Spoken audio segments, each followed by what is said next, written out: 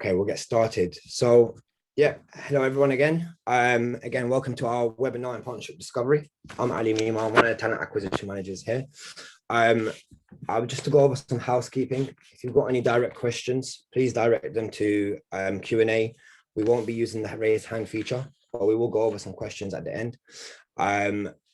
Without further ado, just to introduce HackerJob. HackerJob is a data-driven and engagement recruitment platform operating in the digital sector.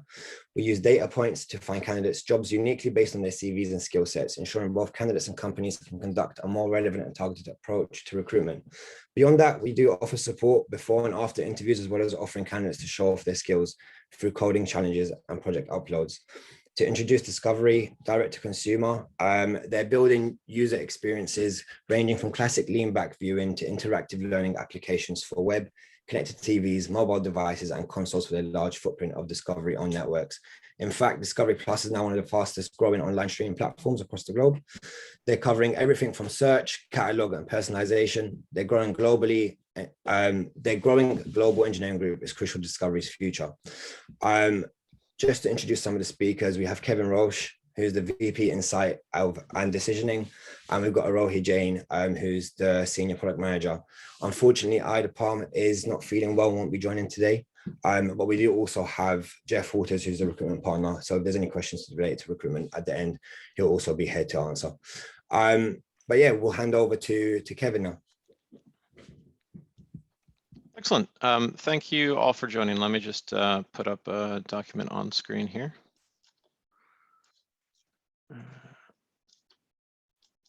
Is that coming through on a large screen? Yeah, if you just want to present it. Actually,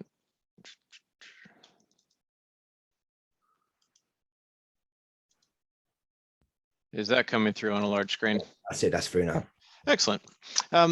Well, thank you all for joining. Let me briefly introduce myself and talk a little bit about discovery, and then I can go into a little bit of an overview about D2C data and analysis and the whole spectrum of things that entails here.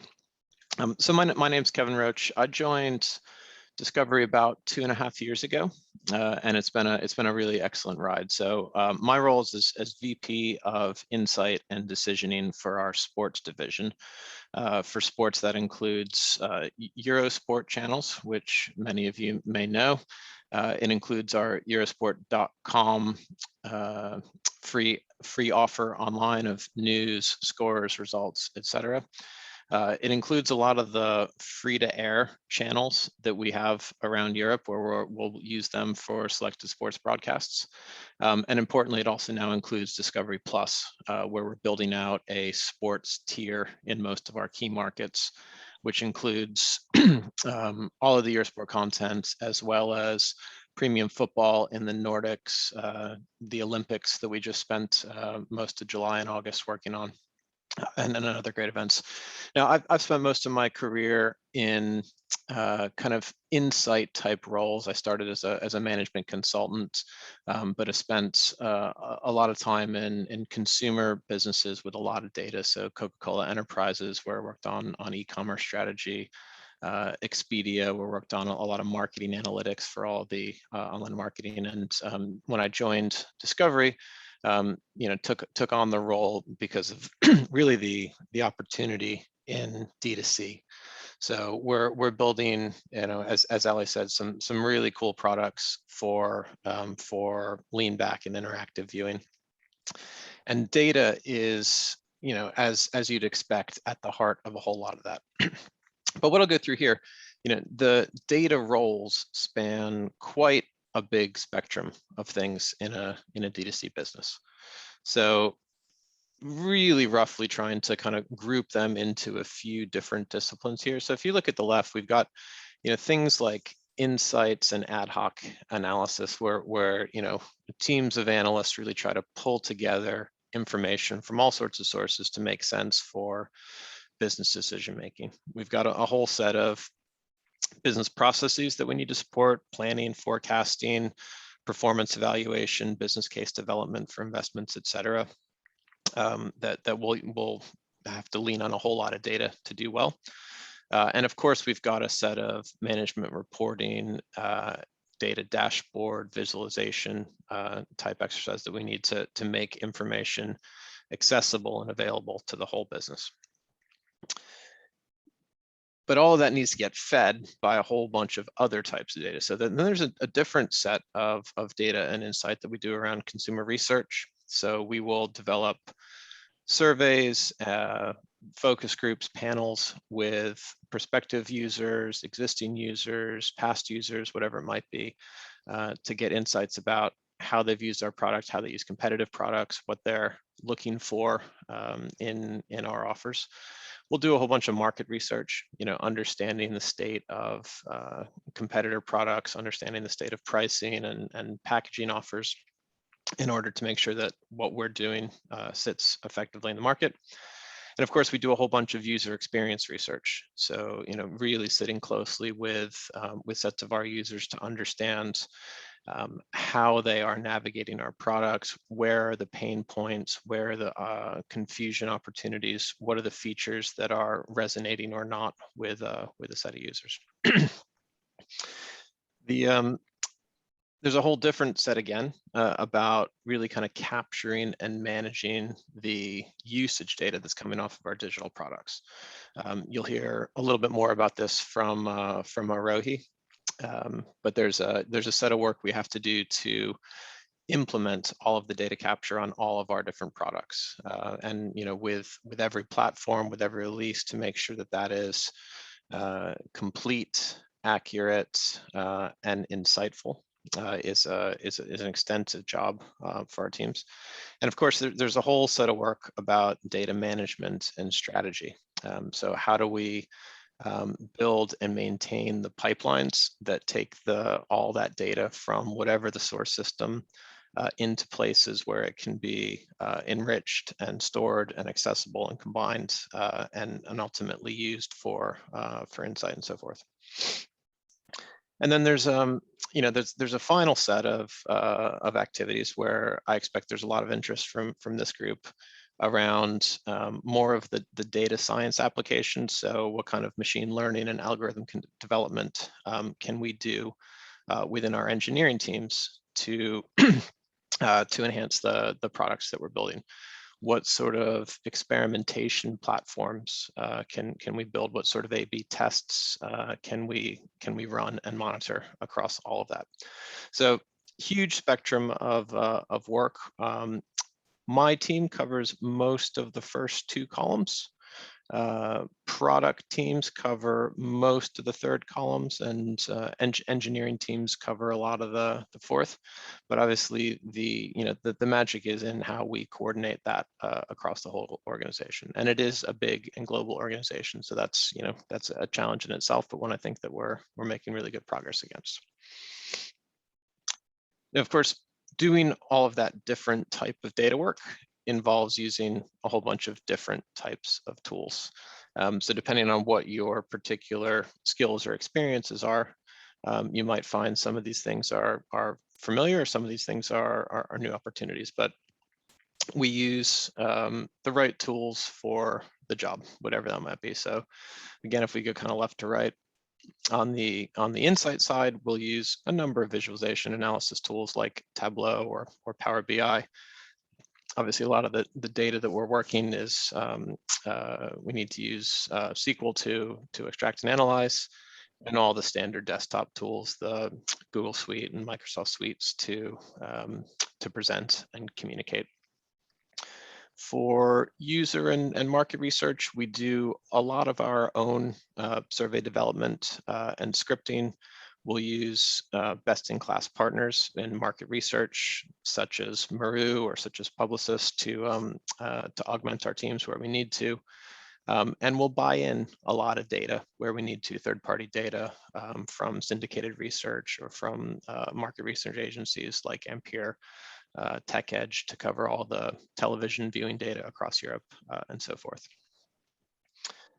For our product implementation, we use Adobe Analytics for the majority of our user behavior, so both on navigation as well as video analytics. We use Mux for a lot of our quality of service monitoring. We'll use Firebase in a lot of our app development, and all that stuff. We'll use a number of different tools to get it into, into the data warehouses to work with and make actionable for our data science teams. It's a shame that Ida's not able to join. She would have talked a lot more about the cool things we're doing here, building experimentation platforms at scale, coming off of our event stream work.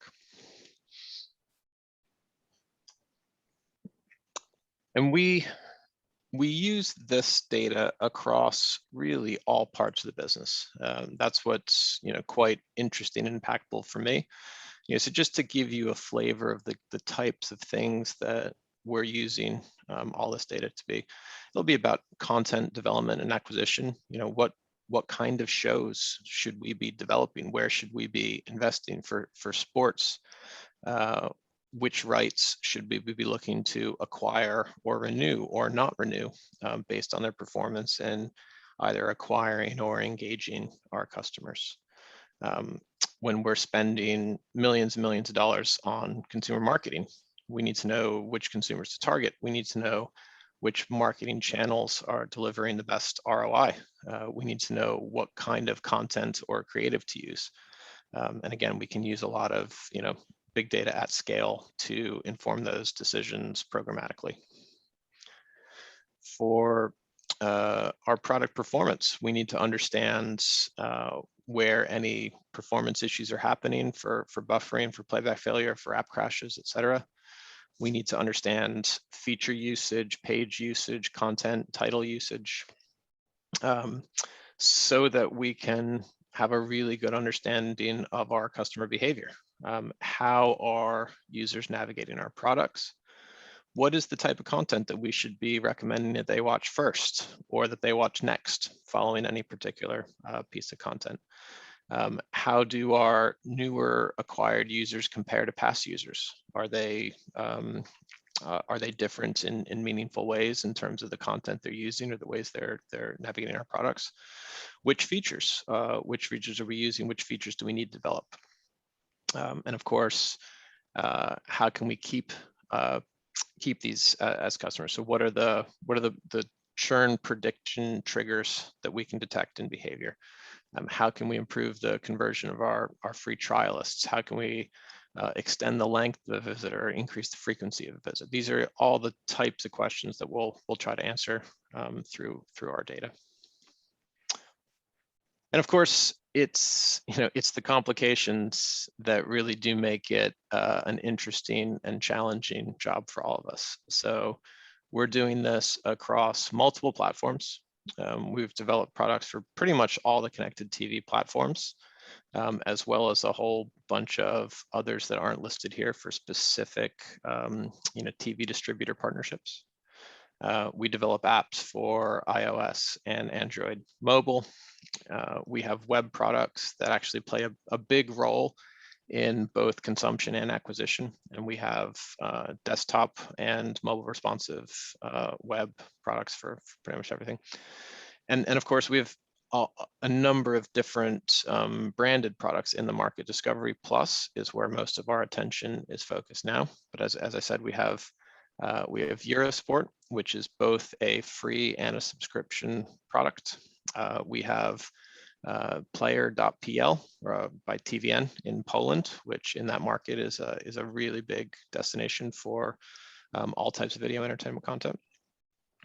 And we're using multiple different commercial models here. So we go direct to consumer, but we also sell through in-app purchases. So through the Google and Apple stores, where we have a different commercial model and a different customer relationship and data relationship with the end user.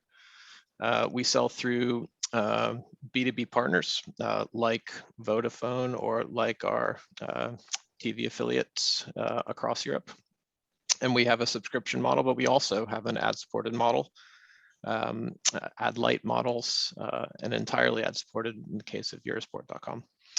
And of course, there's trials, there's monthly passes, there's annual passes, there's price offers, there's different promotions that come in at different times in the year. make all of the kind of the business analysis questions really interesting and really impactful. So that's a high level overview of everything. I'm hope that there's some questions that come out of that. As I said, you'll hear more from Aarohi's point of view about specifically the product perspective on that. But if there's anything now, happy to talk a little bit about any questions now, or hand over to Aarohi and then wrap up with that at the end.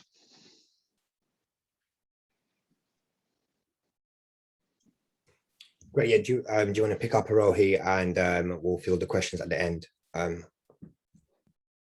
Oh, you're on mute. Yeah, that sounds great. Let me share my screen. Hello, everyone. Thank you for this opportunity. Just a brief introduction about me. I worked with Eurosport, Discovery Eurosport sports team as a product manager in the Discovery for around 2 years now. And it has been an extremely thrilling ride for me. Had a great experience working on Olympics. And I think within Discovery, I've gotten enough opportunities to work on various type of products, as well as various stages of product life cycle. We have been into transformation, we have been into product conceptualization, as well as into some of the new and exciting feature launches. So it has been a very, very, very exciting journey for me in the past 2 years. And I think it has given me opportunity to really work and look at the data and see how we have transformed, or how our efforts have actually transformed the business in the past couple of years because of the efforts. And I think that's the power of the data that I want to talk about in both, informing the decisions that we make within the product team, as well as tracking the performance of the things that we have done in the past that we do as a product team. So Kevin did talk about the spectrum of pillars where the data and analytics actually touches upon and how it impacts the various verticals within the business. I want to focus specifically on the product part and really want to bring in some basically more hands-on approach on how within the product we use data to inform our daily decisions and to then create better products. So from product manager, I think my slide, let me know if my slides are moving. Yeah.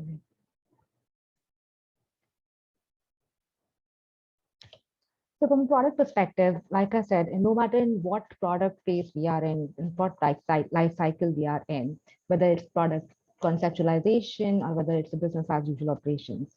As a product manager, we deal with several types of questions on day-to-day basis, which is, if we talk about product conceptualization phase, what features do we want to launch? Why do we want to launch? And then how do we actually launch and implement it? Similarly, with the business operations and the business as usual features, we want to always try to understand what is doing well, what is not doing well, why is something working and why is something not working so well. And then how do we further optimize our product? So all of these questions, if we categorize and if we try to answer these questions, most of these questions are answered by the data that we already have collected or we intend to collect, because these are the data points which will help us grab these answers. And having a data-driven approach towards these questions help us, get to a more objective answers and then objective and rational solution to these questions, which would then help us create better products in the future. So that's why I think that having a solid data-driven foundation really creates that objectivity into the business. It helps us make quicker decisions as well as more rational decisions towards the problems that we face as product managers in our day-to-day life. So when we talk about data, and we have already covered a lot of data sources and a lot of the angles that we have to data. But then when we look at all of these data sources and how much data we have collected, it creates a problem of plenty, where we really at times get overwhelmed with what kind of data we have to use and how, in what ways we can actually utilize that data. So it is absolutely essential from product perspective to find a to get a right approach towards getting insights or getting a measurable metrics for the data we want to track. And the approach that we define within the product team varies from problem statement to problem statement or varies from team to team. But it's quite important that we have this approach we develop this approach for ourselves and then work towards having the singular approach so that we actually get some actionable insight from the whole data analytics approach. So in my opinion, and this is just a generic process that I think is good in having a very fundamental or basic analysis of the data, that based on the product lifestyle that we are on, we define the problem statement or we identify the purpose of the analytics that we want to do. And then based on whether we are in the product conceptualization phase or the business as usual operations phase, we define the whole process flow for the approach towards data analytics. So if we look at the conceptualization phase, I think what we want to do is we want to create new products, and thus we want to understand what kind of data would help us define the metrics or the success of the product as we produce it and launch it. And for that purpose, we would follow, the first thing, that first line, process line, that we define the problem statement, define the purpose of the data that we want to track. We define what are the metrics that align with our key business goals. For example, if I want to launch a particular product, and what is my North Star metrics toward understanding whether the product is a success or a failure, or success or not so much successful. Excuse me. And then I think this point Kevin also briefly touched upon is that how do we ensure that we get this data tracked and in what data source? Because while we are defining the product, it is important that during the implementation phase, we identify where we want to track this data and how will we, after the launch, we will measure this data, and then how will we collect this data and present it. So it is important during the definition of metrics phase that we identify what is the data phase going to be and how do you want to track it. And then once we have done that, we want to understand, what kind of reporting we want to look, what level of reporting, what frequency of reporting we want to make for the particular feature. And then as we launch the product, we then analyze the trends.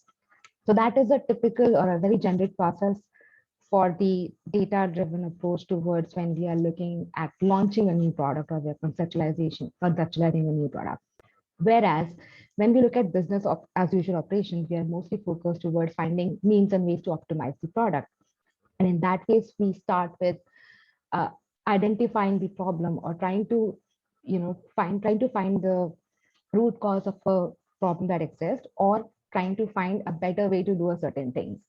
And in that case, I think it's important that we define a very specific problem statement that we want to solve so that we are not lost in the plenty of data that we have. So this whole process, I would like to explain better by taking few very small case studies, and that would help us understand each of these process flows better. Again, this is a generic process, and I think as the problem statement gets more complex or more specific, then it needs to be adapted to that problem statement. But this can be followed as a general principle to data analysis. So if I look at a quick measurement case study, and when I talk about measurement, it's basically related to the product conceptualization phase, when I really want to track whether my product is a success or how is it performing in general. So I have to first define the objective, which is actually the problem statement, or actually the purpose of the analysis that we want to do. So for example, if I have just launched an app and I want to understand the quality of the various customers that are acquired from different attribution sources, then I have to be very clear in what exactly I want to measure. So in this case, I want to understand the quality of customers acquired on different platforms. So putting to that objective, I need to define my metrics, and I need to define what is my North Star metrics, which is directly related to my business goals. So if I generally talk about this, and this is all a very basic example, that if I want to understand the quality of consumers, my average order value from different acquisition channel is the key North Star metrics that I have to look at. And there are other supporting metrics that feed into the North Star metrics, but I need to be wary of the fact that North Star metrics should be the one that will define the quality of consumers. Once I have done that, then I need to understand where these metrics will be tracked. So like Kevin mentioned, whether it will be tracked on analytics platform like on Adobe or a Firebase, or it will be tracked within the CRM database, or there are the attribution tools which help us understand which sources consumers are coming from. And most of the time, there is a combination of one or two of these tools which help us understand the whole funnel. But we need to be sure that these sources are tracked and also validated so that we get the correct data. Once we have that, then we create a reporting or a sample report which help us understand how do we want to exactly see the performances. Do we want this kind of a report, or do we want to have a different visualization for different channels or different metrics? And this is basically done via visualization tools like Power BI or Tableau. And there are a number of tools that we can use to do that. So this is basically the sample. And based on that report, we then analyze the trends across the different metrics that we want to track. Now, this is the first step to understanding whether the product is performing as we expect or not. But then based on how we see the product performing, we then get into the insights phase or the optimization phase, where we dwell or deep dive into why something is working or something is not working as expected. And then we try to find out the reason, and then we try to optimize on that. And that is the second part which I want to talk about, which is insights and ad hoc analysis, which help us optimize an already existing product. So in this case, for example, I took the problem statement as I want to increase the total number of orders I receive monthly on a month basis on an e-commerce website. So first, I need to make sure that my problem statement is specific, because if I take a very global statement, then I might get lost into a lot of data that I am getting from several sources. So I want to get a very specific problem statement, which will give me a very specific answer, which will help me derive hypothesis out of that problem statement. So here, for example, if I want to look at the data collection pertaining to the problem statement I have mentioned, I need to understand what will help me analyze the various, the total number of orders which I get month on month. And for that, I need to understand how is my purchase, what are the number of purchase funnels, how are the purchase funnels performing, and then how do I track them, and where exactly am I tracking them. Once I have that data, and once I have looked at that data from different purchase entry points and the funnel, then I can derive hypotheses based on that data. Now, the hypotheses that I've derived here are not based on data, but some of the things that we commonly observe. And once we have this hypothesis, then we need to go to the next step and see whether we want to validate those hypotheses by some experiments, or we want to really just implement those hypotheses, which is actually the actionable insights that we have received from just looking at the data. So if I look at the example here, let's say that my number of orders that I want to increase monthly can increase by increasing the number of visits on the website, can increase by decreasing the steps that user take to complete the order, because I see a lot of drops in the entire funnel. Or if I add additional payments, and some of the consumers who are dropping out of not having any kind of wallet are actually getting converted. So these are my hypotheses. And based on these hypotheses, I effectively identify whether I want to run some test, which gets into the fourth column that Kevin talked about, which is A/B testing and experimentation. And this helps us to validate or strengthen hypotheses and gives us more rational way to take a decision towards enhancing product features. So this is how we use data generally in our day-to-day life from a product perspective. It's not something which is overly complicated in terms of doing, creating an ML model or doing some AI-based analysis. But this is something that we use in our day-to-day life to take smaller product decisions. And insights team as well as experimentation team feed on to this data to us, and then we validate and then we discuss, and then actually take decisions based on the data that we actually see. A lot of these data also flows back from the feedback that we have from the consumers, and then that feedback also acts as an input to generating the hypothesis that we create to finally test those things.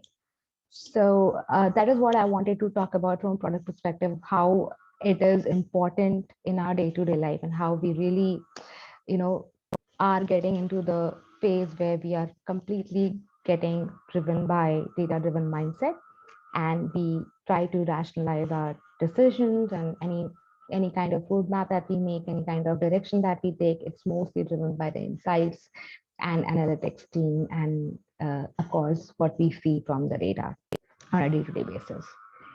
Yeah, that's all from my side. Thank you very much, Kevin and Aarohi. That was really interesting and really insightful. We have had some questions. Direct them as they come in. I think there's still more coming in, but just to start off, I had some questions for Kevin about the data. I guess the first one is, what are some of the key insights or understandings you've seen from data in the past year?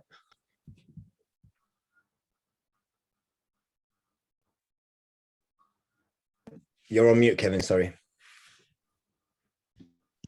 Year and a half in, still making the same mistakes. Yeah, we've, as I said, we support really all the different business functions, but I'd say probably some of the most impactful things where data has played a really central role would be the work we've done with our retention teams. So based on based on the behavioral data that where we see through the product usage, we've been able to develop a bunch of automated communication and retention tools. So users will get, personalized and customized messages, both offline through, email, CRM channels, as well as within the product, based on their own experience. So within the sports context, updates about specific events that are coming up, that are given an incentive to stay beyond the next renewal window. For entertainment content, that's specific genre or show recommendations, which has been very, very impactful in terms of improving our churn rates. As Aarohi talked about, we've developed a lot of features over the past number of years. And on the sports side, we went through a pretty fundamental transformation. So 2 years ago, you would have seen Eurosport.com as an entirely free news and scores product, and you would have seen Eurosport Player as an entirely paywall subscription product. And we've actually brought them together. So we've within the Eurosport.com product, you have the functionality of the premium subscription product. And understanding, from UX research, from market research, from behavioral data about how people consume one or both of those different types of things in a sports context, has been really impactful. So if you go now, you can see the product live, enabling you to do both if you're a subscriber, and the way that we actually bring that to life has been informed by a lot of the research that we've done. Really interesting. I guess it leads into the next question. I mean, how long did it take to get the process to this stage? God, it's been a journey. Like I said, I joined Discovery about 2.5 years ago, and we'd already made I think a lot of progress. So we built a central data team. The beginnings of the cultural change to really shift Discovery from being a linear first, a pay TV business model into a direct to consumer model were underway and are still ongoing. If you read any of our investor type stuff, we typically now begin talking about direct to consumer and the future of our business there. So that's a shift that continues today, but I think we've made excellent progress there. But it certainly has been a multi-year effort to get to where we are. Fantastic. I guess the next question can be fielded in both areas, in data and product, but we'll start with you, Kevin. But what do you think in regards to streaming that you do better than your competitors? With streaming, I think what truly separates all the products is the content. So what we as Discovery do is we've got a fantastic library of localized content, huge libraries. We've got far more content owned, not rented from, you know, movie studios, et cetera, than any of our competitors. And on the sports side of things, we've got a really rich suite of sports rights that we think, you know, support a ongoing subscription business, not a one-off pay-per-view type model, but an ongoing subscription thing. So I think that's what really sets us apart from, you know, Netflix or Amazon or any of the local competitors, is the library of content. But you know, it's doing a disservice to our product and tech teams to say that we don't also you know, sort of deliver a great service there. I think we've got a product that is, you know, as responsive and as performant and as stable as anything, with I think a lot of market leading features out there. Nice. And anything to add on that, Aarohi, on your opinion?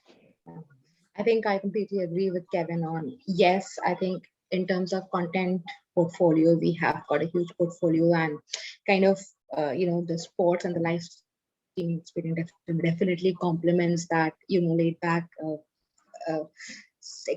streaming experience. And I think what I can say from sports perspective specifically is that we are trying to feed into a lot of the data that we get from content consumption into creating some of, you know, at least I know some of the efforts are going towards, you know, creating more localized content, more owned content rather than rights as well. So I think we have a direction where we are going in terms of creating that differentiation via content. And of course, when we look at this from product perspective, we are trying to do everything to support different kind of content for the content that we are producing, as well as trying to, you know, it's a challenge when you have so many content types, and when you want to present it on a product perspective, that you're not missing out on something great. So I think constantly we are improving on that front, where we are showcasing the best content up front, and we are trying to,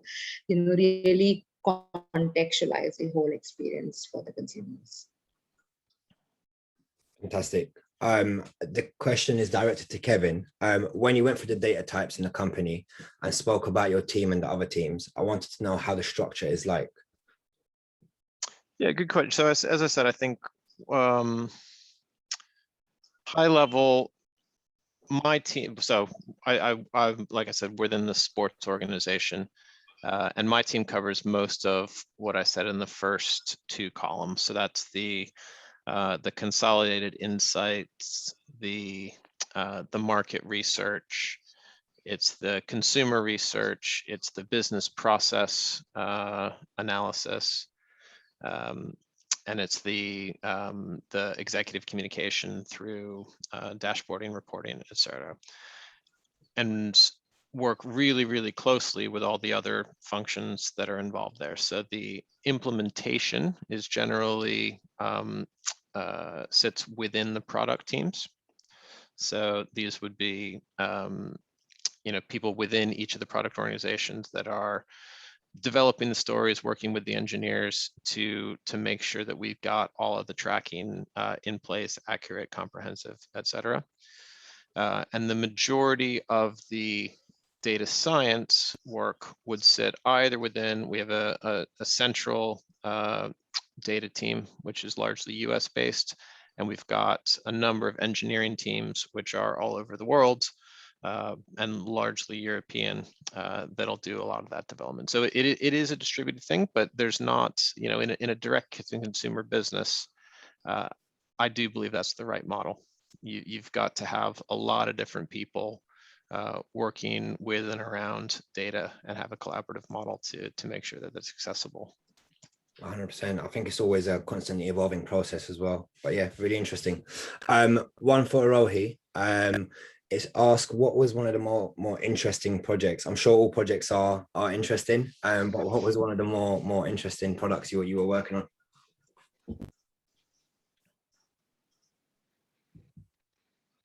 Oh, I think she's frozen. The more interesting product within Discovery, I think Nothing. Can you hear me? Hello.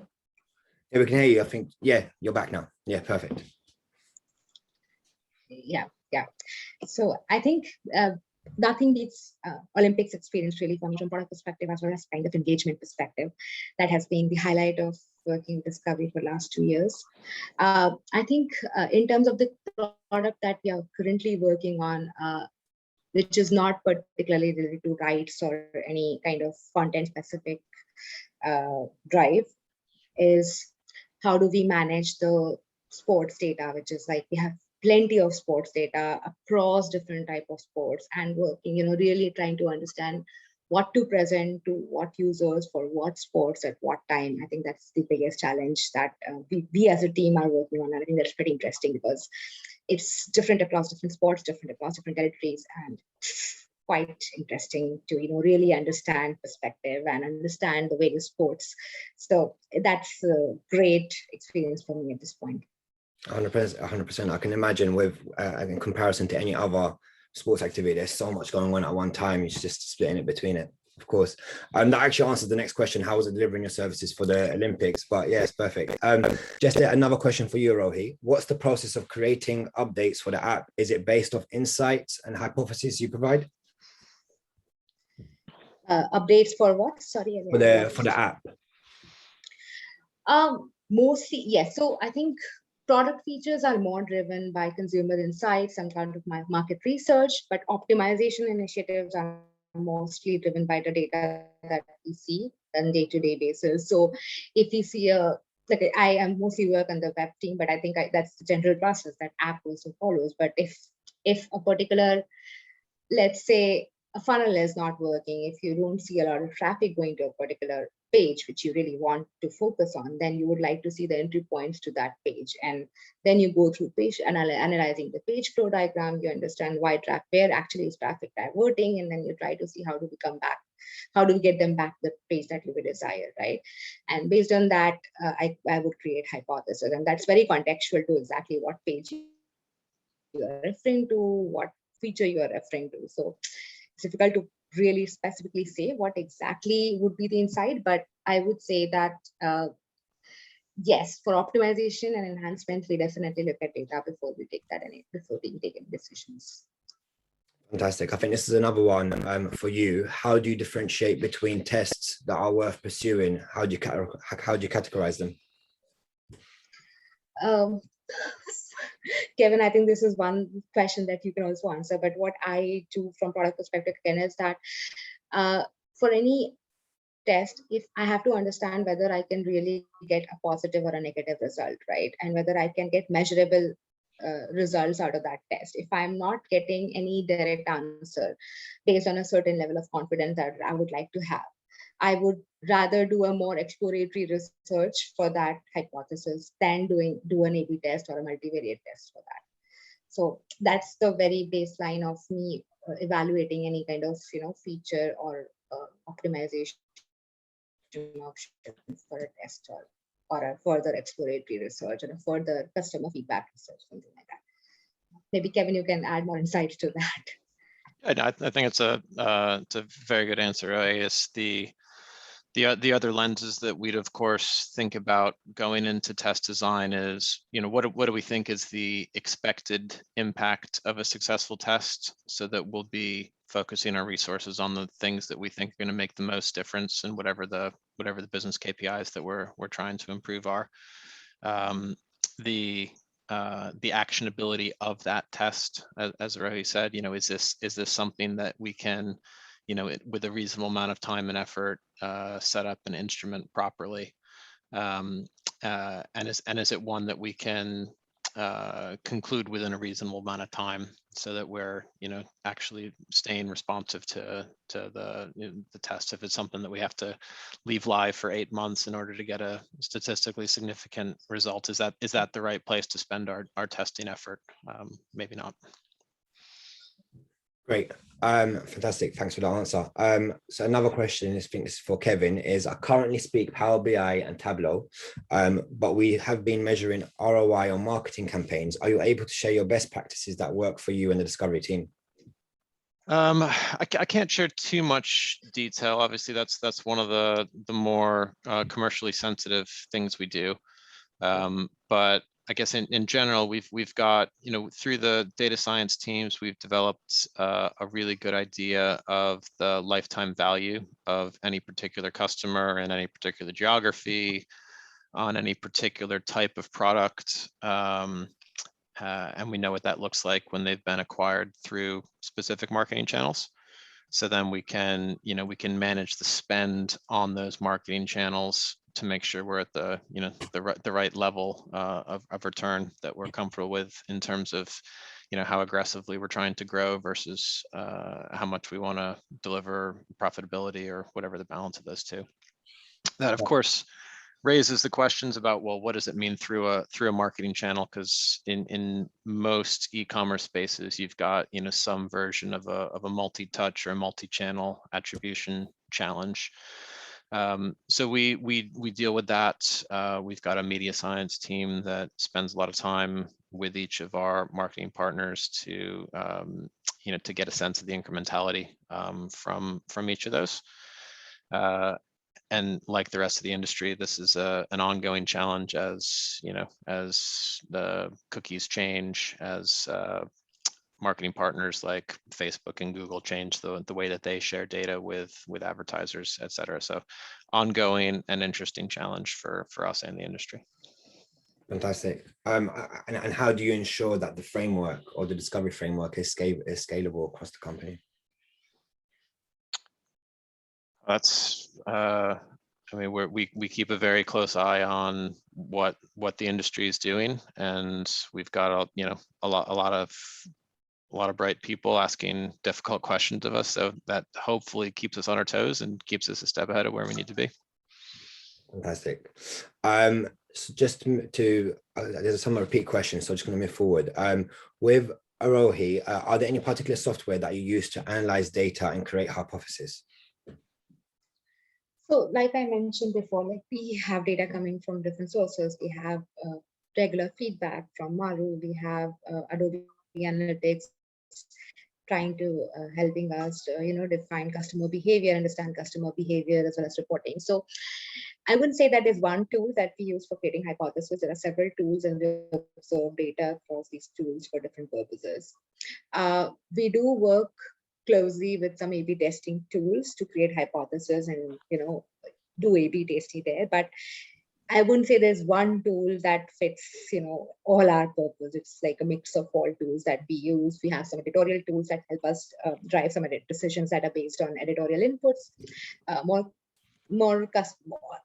you know, exploratory and subjective customer feedback driving some of the hypotheses that we create. And then, of course, Adobe and Firebase are two big behavior analysis tools that we use for understanding data and defining patterns. Yeah.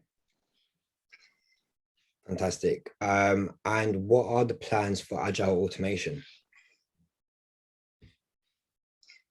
Well, Kevin, do you have an answer to that? I think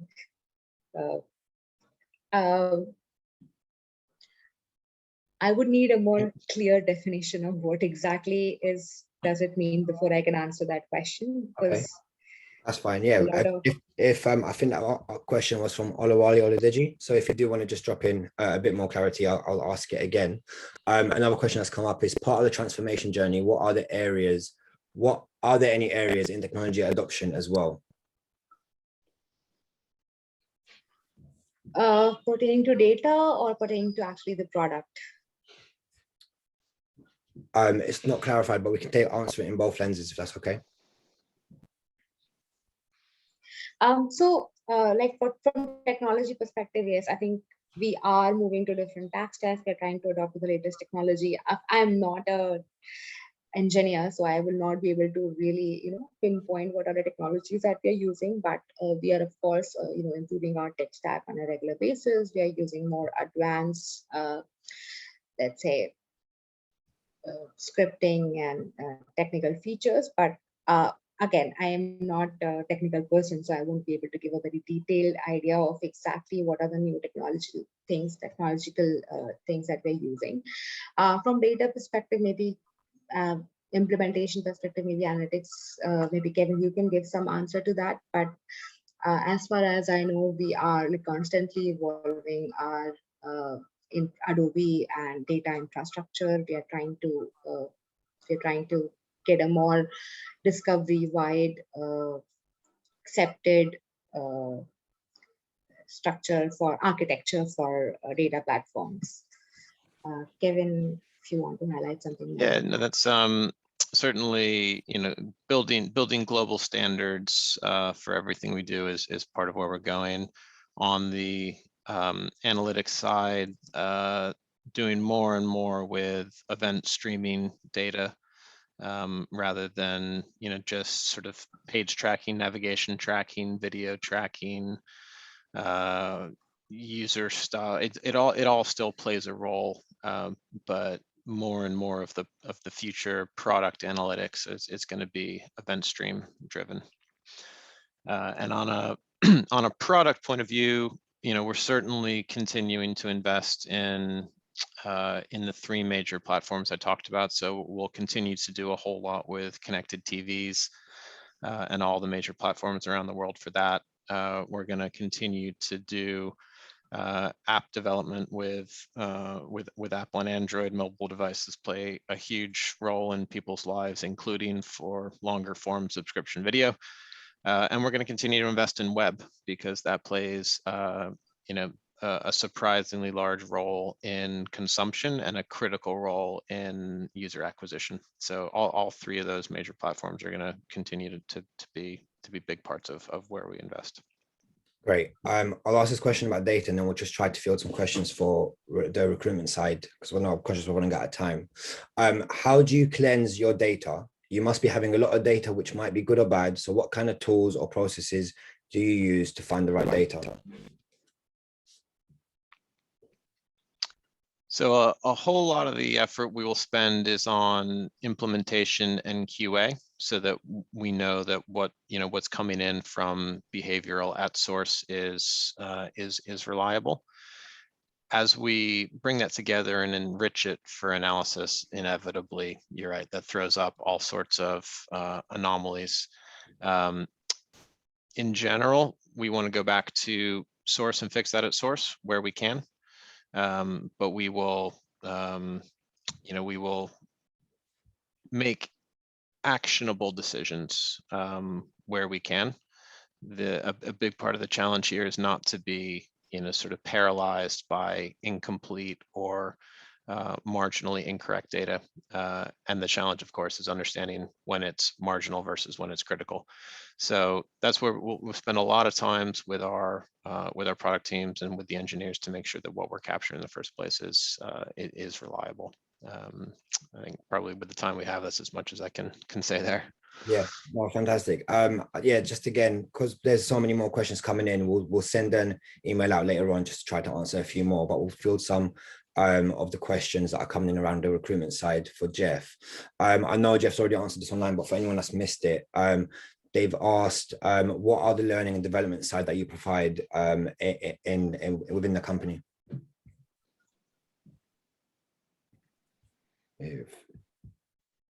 Sorry, just checking. You want me to answer that one? Yeah. Okay, cool.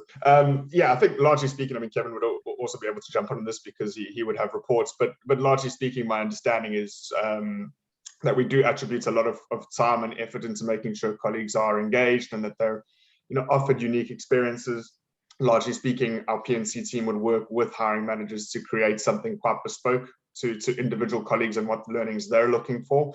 So there is budgets attributed to that. How that's divvied up, so to speak, within the team is down to the manager and PNC and what their colleagues looking to take. But we do have some amazing, kind of progression opportunities over here. It's one of the only businesses I know that within technology calibrates quarterly on promotions, which is amazing. It basically means you've got 4 opportunities a year to be promoted. So yeah, really, really good from that perspective. Fantastic. And I guess where can people find out about the current roles that are available, and can you talk about some of the roles that are available at the moment? Yeah, so naturally discovery being global means that we'll have specific recruiters by market looking after specific domains as well. So, even with Kevin and Aarohi, I'll hope to work more closely with them, but largely speaking, I've been only focused on, kind of mobile engineering, program managers, technical program managers. So it is dependent on the market, it is dependent on the domain that they're looking for. So it's hard to specifically say what we have available. My recommendation would definitely be going onto the career site, which I know most recruiters would say, but genuinely because we have so much globally, use the career site, just use the search field to refine what kind of role you're looking for, and you'll be able to specify by location, and that's the best guidance I could give. Fantastic. And I guess, again, you've answered this, but how has the pandemic affected the opportunities at Discovery over the last year and a half and continuing into this stage of the growth for Discovery? One that I can answer part anecdotal and part, lived, if you like. So I only joined Discovery in January, so it's still a bit of a learning curve for me as well. But my understanding is, like most businesses, it took a minute to just try and understand what the potential of effects could be from COVID, what those effects might look like and where, again, thinking about it from a global perspective.